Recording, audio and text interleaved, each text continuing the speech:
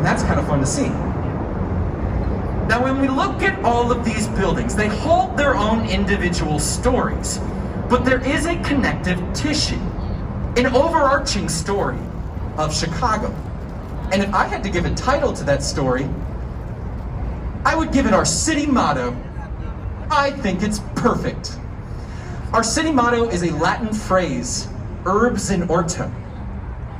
That means city in a garden.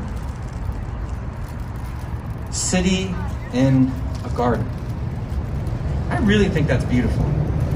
Way back in 1837, when this city was founded, they looked around at these three branches of the Chicago River, at Lake Michigan, at the prairies, marsh, and sea, and they said, this is a garden, and we should treat it as number one, because there's a big difference between a city and a garden in a city. The city is actually put before the garden. We value our environment that much, and we want to treat it well. So you can see that reflected in architecture. I mean, even just simply as something like this Riverwalk here. That was only put there 3 years ago.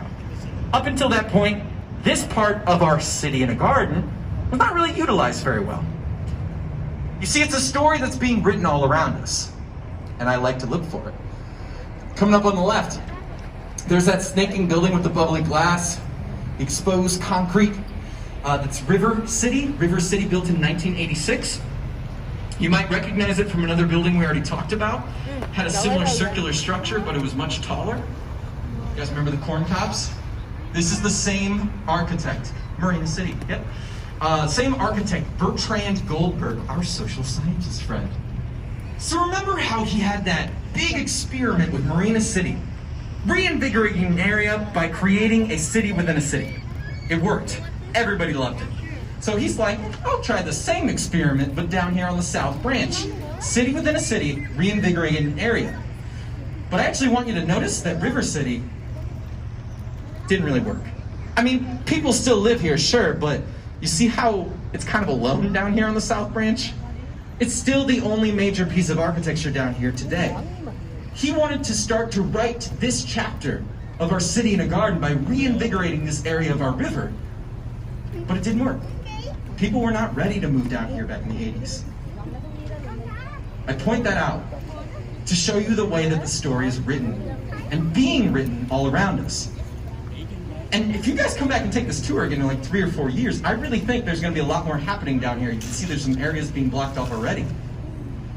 And in the not too far future, River City is just going to look a little bit ahead of its time in writing this chapter of our city in the garden. All right. Now, at this point on the tour, I'm going to tell you some important stories in the history of Chicago. I'm going to use a guide map for that. It flies around the city. It is the Chicago city flag. Has anybody seen the city flag before? It's over here on the left, but it hates me because it's flying low right now, so you can't actually tell. It's got 4 red stars and 2 blue stripes going across it. There's a bunch of them on the Michigan Avenue Bridge back where we start, so point one out later, I promise.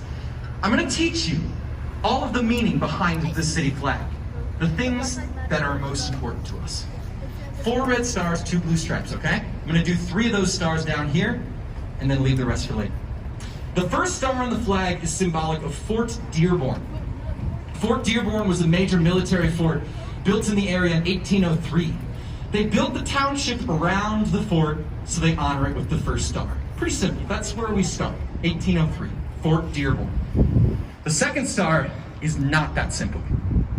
The second star is the Great Chicago Fire of 1871. Anybody heard the Great Chicago Fire before? People, at least from the Midwest, I'm sure, yeah?